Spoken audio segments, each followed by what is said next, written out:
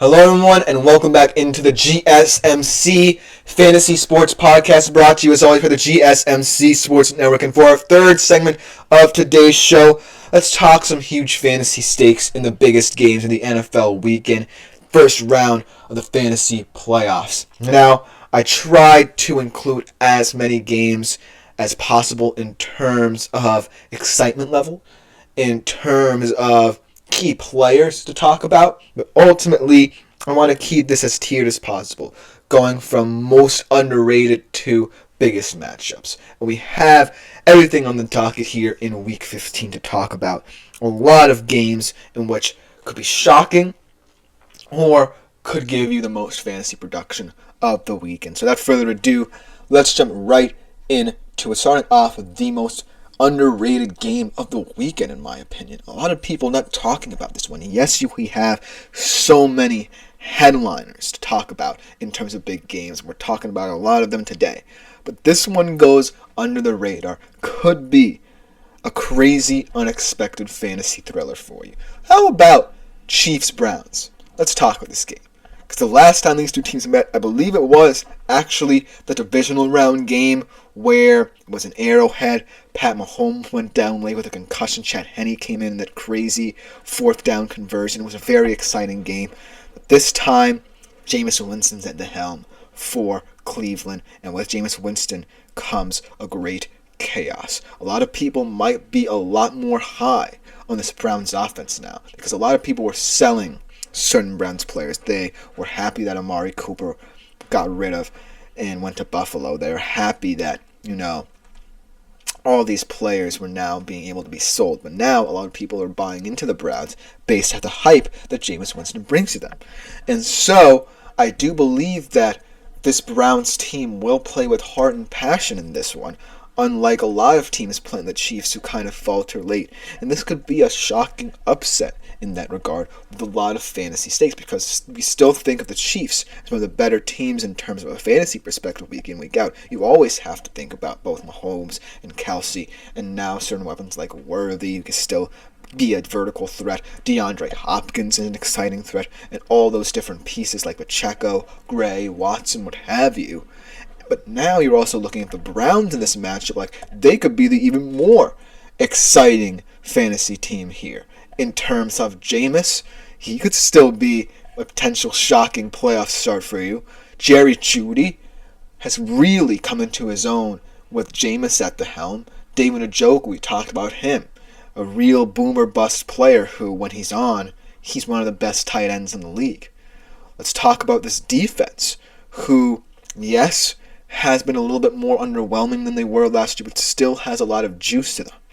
I think this is going to be one of the most surprising matchups in terms of fantasy production. So don't underestimate both of these teams producing huge, gaudy fantasy numbers for you this first round of the fantasy playoffs. And I think that ultimately, both of these teams are going to be analyzed in so many different ways, because you look at the Chiefs as a front runner, and you look at the Browns as kind of a spoiler team. And together, they become a really intriguing entity. And so that's why I have to highlight this game, because of the fact that a lot of people are underestimating what it could look like. And I think that it could be a shocker here. So look for this one to kind of help you make last-minute decisions about your fantasy roster for this first-round playoff matchup. Now let's talk about a game with a little bit more things at stake in it, and a couple more key players that could also be boom or bust. Let's talk Colts-Broncos here. That's the graphic. This could be a very intriguing analysis of two QBs, two young QBs at that, who could define the future of fantasy sports as we know it. Because both of them have such fantastic raw potential. One, I believe right now, is developing it more maturely, while the other still needs a little bit more time and growth in his respective offense to see his potential really come true. But I do believe that this matchup, right, is exciting from a fantasy perspective because of the defenses in it. These are two sneaky good units. The Broncos more so than the Colts, but I appreciate what the Colts have done. let's not forget what they did to the Vikings coming off the bye. Yes, the Vikings looked a little rattled in that match, but that Colts defense had perhaps one of the best performances against the Vikings offense of anyone this year. Even better than the Detroit Lions did. And that's saying something. And I think that it will come down to which defense can really rattle the explosiveness involved in both of these quarterbacks' play. Because Bo Nix, I do feel like, at this point, has seen the vision Sean Payton has for him and has developed his talents and his traits to the better ability at this point of his career. But Anthony Richardson, let's not forget, still only started, 15, 16 times in the NFL, and in each of his starts, he's done something that not many NFL quarterbacks can do.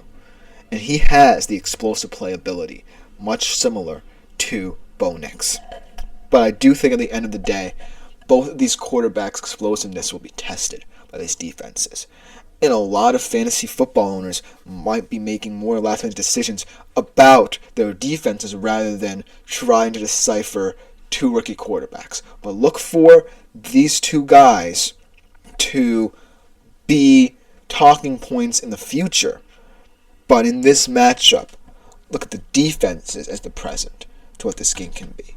Because a lot of people might be having more questions about the defense than their QB position, because they might be a little bit more settled, so to speak, at the QB position than the defense. But if you have a lot of questions about the defense, then look no further than the Colts and Broncos, because this could be a surprisingly defensive slugfest that could be dividends for your fantasy roster.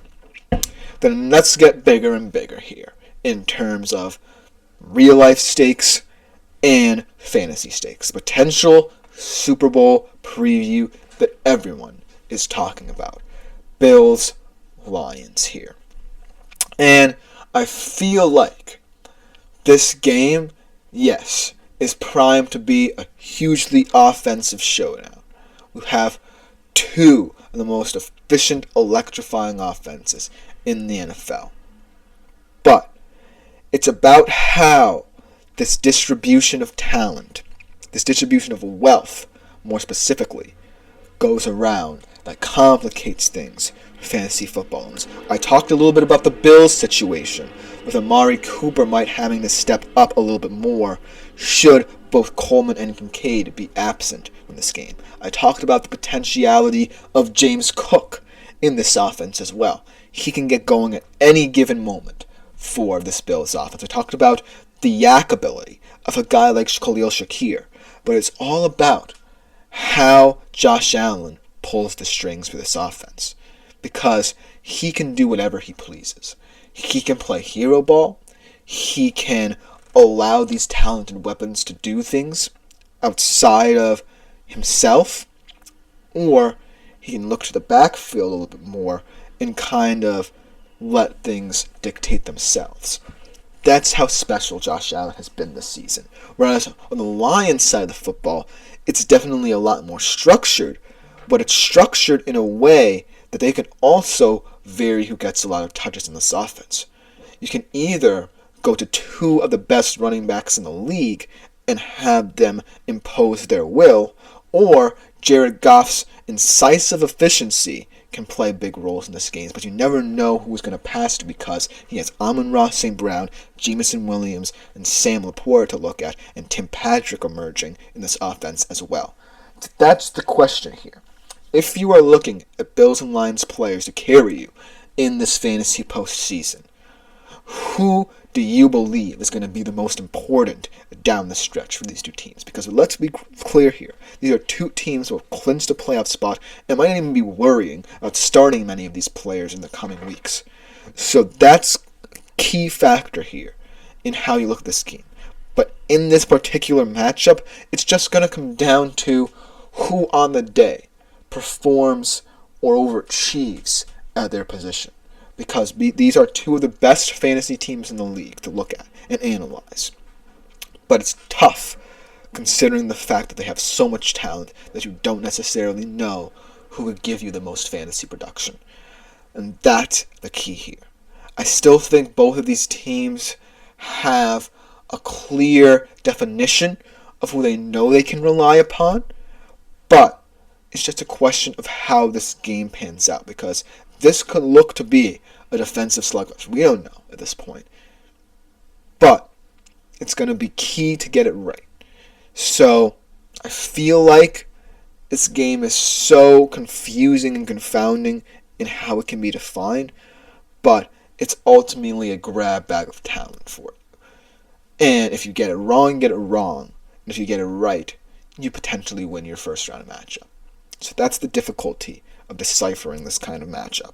And then last but not least, let's talk about a more defensive struggle, or what I believe will be a more defensive struggle, in my opinion, in this potential Super Bowl matchup. How about the Steelers going up against the Eagles? And this matchup, like I say on my screen here in this graphic, could be a shocking defensive slugfest. Because like I said, these quarterbacks in both Russell Wilson and Jalen Hurts are intent on doing different things for their offenses. For Jalen Hurts, it's about letting Saquon Barkley be the X factor here. And it's kind of to his detriment, right? Because at this point, Jalen Hurts' job as a passer is too simple, not turning the ball over. And so if it's too simplified for Jalen Hurts, in a game like this, or in a game come playoff time, where he's actually doing a little bit more, where defenses are a lot more tough, how will he step up? And that's a question I don't think he'll answer in even this matchup. Whereas the Steelers side of things, Russell Wilson, I feel like, has to be a little bit more decisive in all areas of the field, rather than just immediately turning to the deep ball to get this offense going. He's been able to get the play action game going, which I love to see from him. And for the most part, he has been able to remain a little bit mobile for this offense as well. But ultimately, it comes back to the deep ball and how over-reliant he can seem to be in that aspect. So that's why I feel like this game's going to become a little bit sluggish. That's like what we saw last night. Let's not talk about that right now. Because I do feel these two teams are perfectly capable of putting up points. I'm not going to say shy away from the offensive weapons they have, like I kind of alluded to by mentioning Saquon, my favorite starts of the week. But the way I see it, I think both of these defenses merit consideration as well in this matchup. It's not going to be all offensive fireworks. I think that these are two defenses who you might want to carry through your fantasy postseason if you want to play it that way, because they truly are two special defenses that could be as integral to your success as a high-end wide receiver. And that's saying something. So look for this game to really say something about these two defenses rather than potentially these two offenses. Let me know what you think about these games in the comments. But coming up, let's talk about a big game Sunday night, one that I'll be watching very closely as my Seahawks take on the Packers in a renewal of one of the best rivalries in football these past 2 decades, right after this short break.